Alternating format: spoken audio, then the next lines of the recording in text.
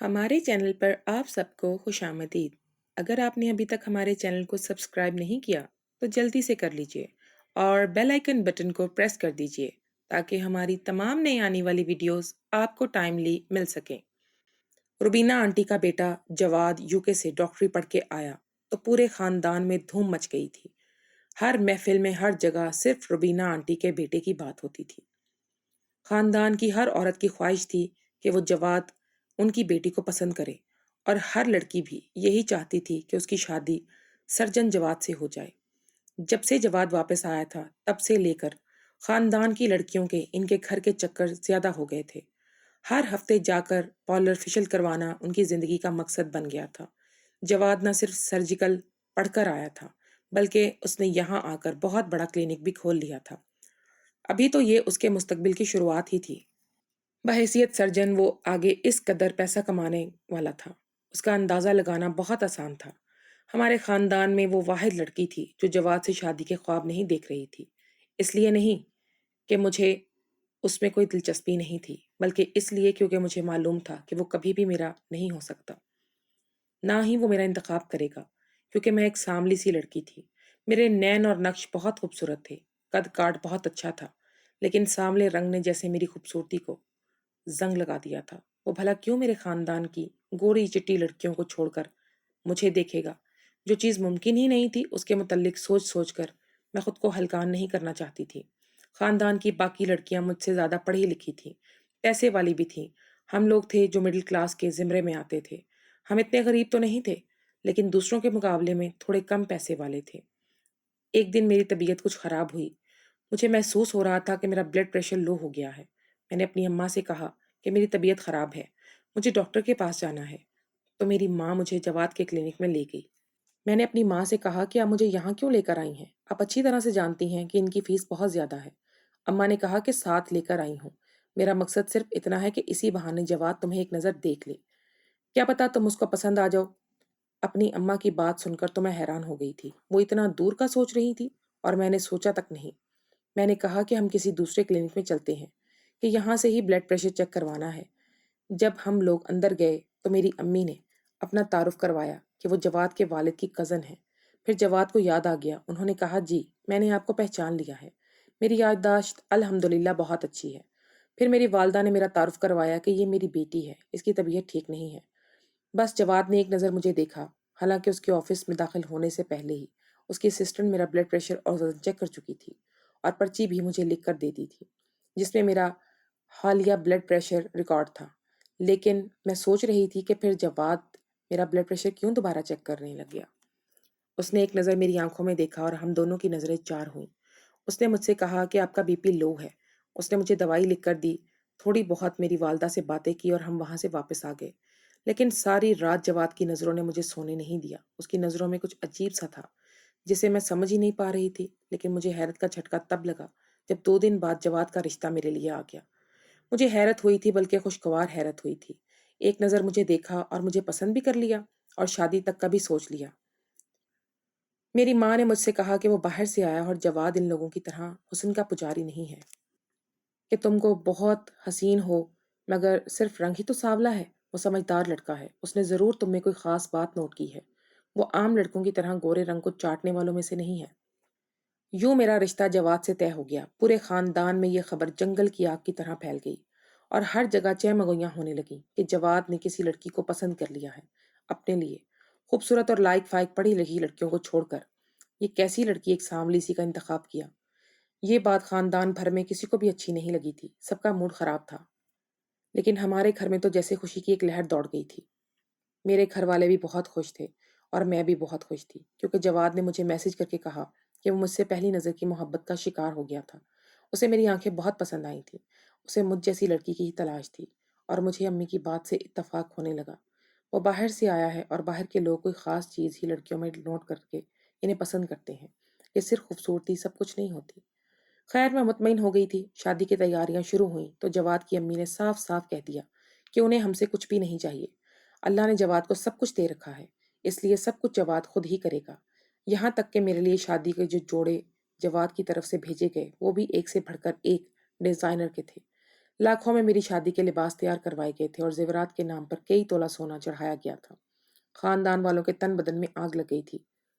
हर कोई जवाद को अकल का अंधा कह रहा था, जिसने बिना सोचे समझे मुझे शादी के लिए पसंद कर लिया था। मेरी माँ ने भी खानदान वालों को आग लगाने में कोई कसर नहीं छोड़ी थी और शादी से एक रात पहले सारे खानदान को जमा करके तमाम कपड़े खुसूसी तौर पर दिखाए थे।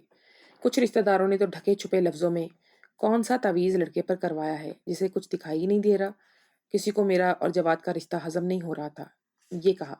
और ऐसे ही हमारी शादी का दिन आ गया। मेरा और जवाद का निकाह हो चुका था और मैं जवाद के साथ दुल्हन बनी स्टेज पर बैठी हुई थी, जब जवाद की फुप्पो की बेटी स्टेज पर आई और उसने ऐसी बात कही कि मेरी आंखों से आंसू टपकने लगे।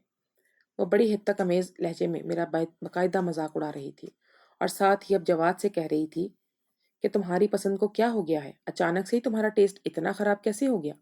जवाद ने उसे एक दो सख्त जुमले कहे और वो खुद ही स्टेज से उतरकर दूसरी तरफ चला गया।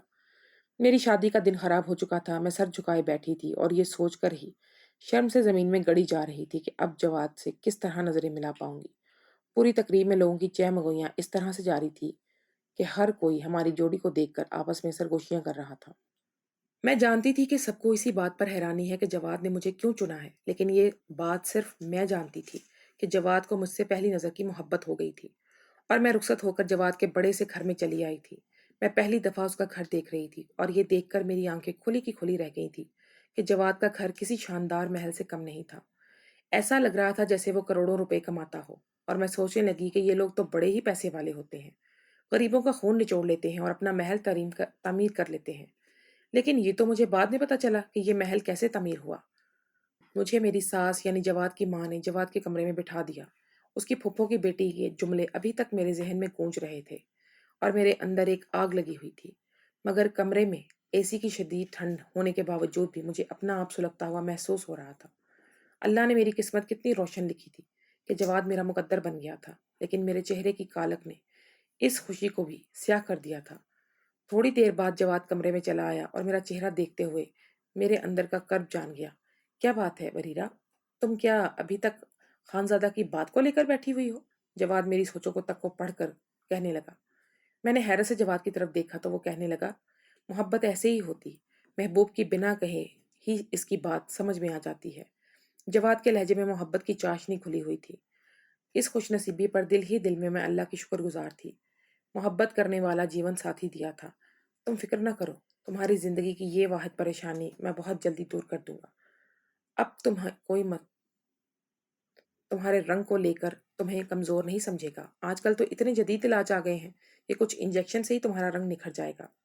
मुझे तो तुम्हारा सांवला रंग ही बहुत परकशिश लगता है, लेकिन मैं तुम्हारी आंखों में नमी नहीं देख सकता।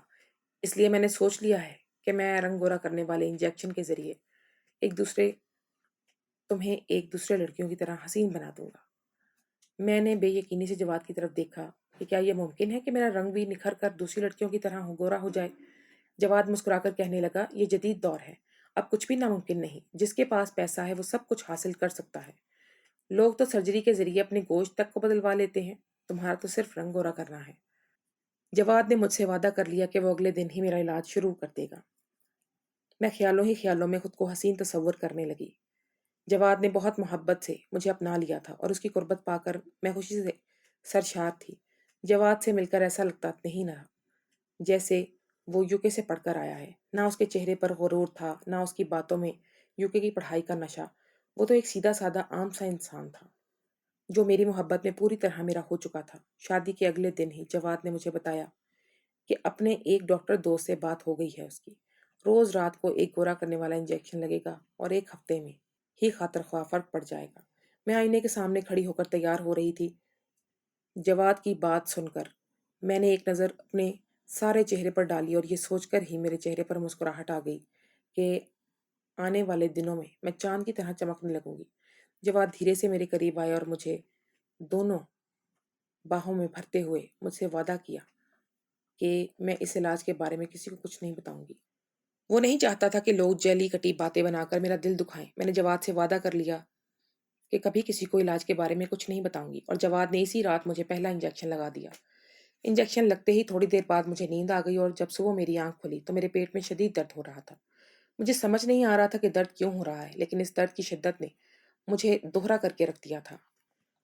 میں نے جواد کو بتایا تو وہ کہنے لگے کہ ہر چیز کا ایک سائیڈ ایفیکٹ ہوتا ہے اور شاید یہ انجیکشن اس سے تمہیں درد ہو رہا ہے۔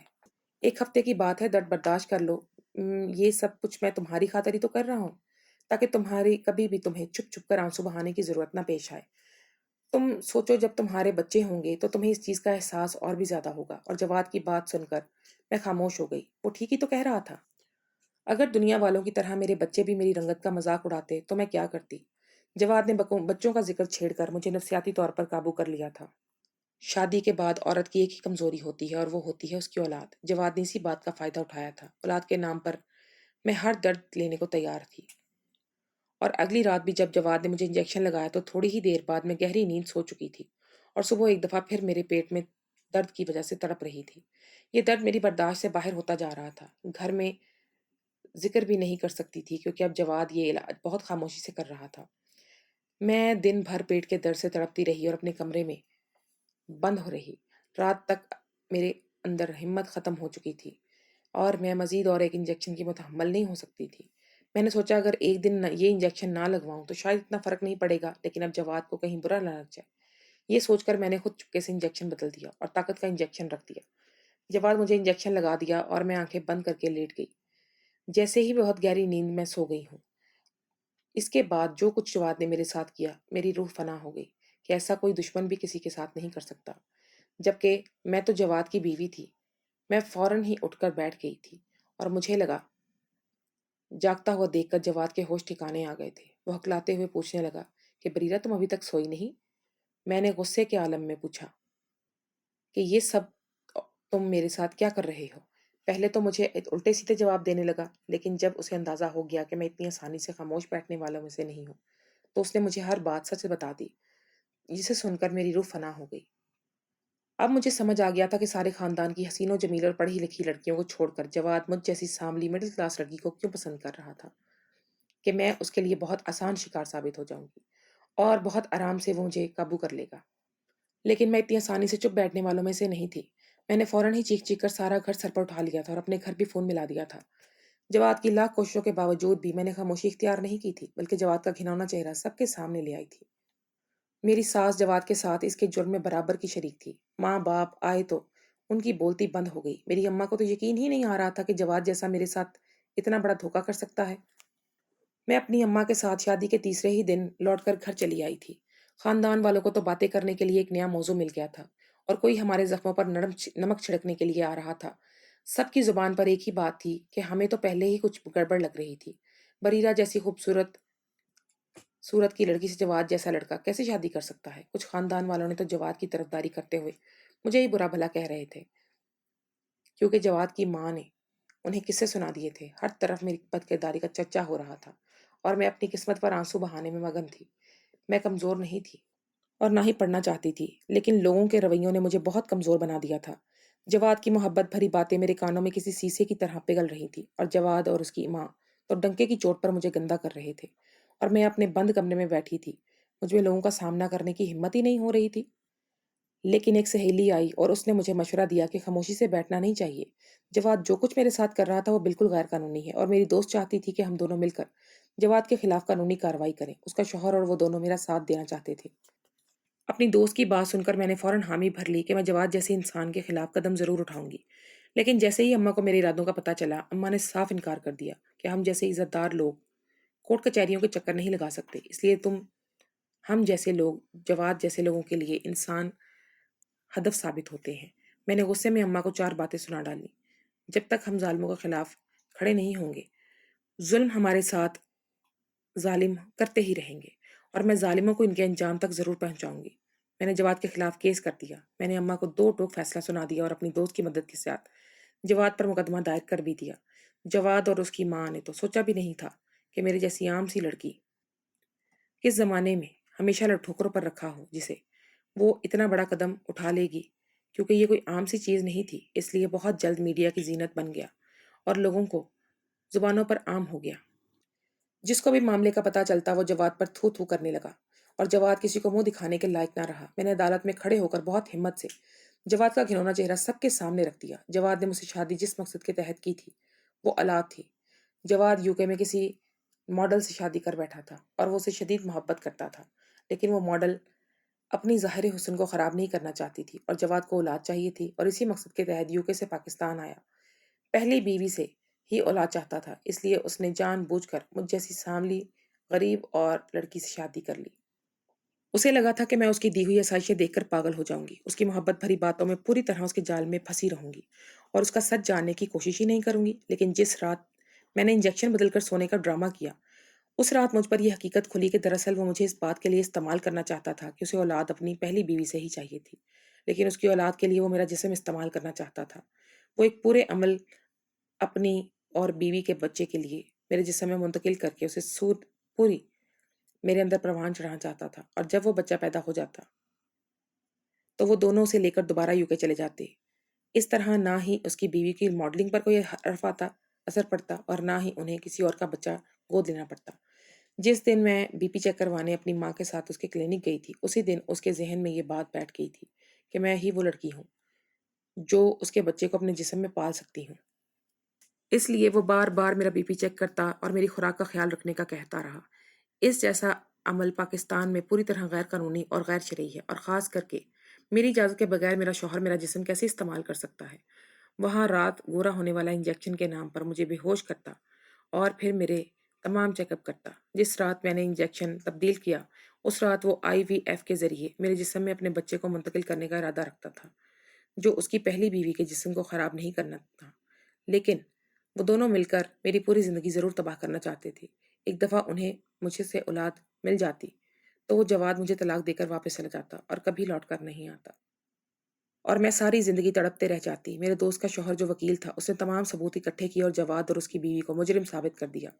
وہ دونوں دھوکے سے مجھے استعمال کر رہے تھے، اور اگر اس رات میں انجیکشن نہ بدلتی، ان دونوں کا بچہ اپنی اولاد سمجھ کر 9 مہینے تک انہیں اپنے پیٹ میں رکھتی، پالتی۔ اس کے بعد وہ دونوں اپنا بچہ لے کر دوبارہ واپس روانہ ہو جاتے اور ان دونوں کو سزا سنا دی گئی تھی اور میں نے جواد سے طلاق لے لی تھی۔ مجھے یقین تھا کہ اللہ نے میری قسمت یقیناً کچھ اچھا ہی لکھ رکھا ہے۔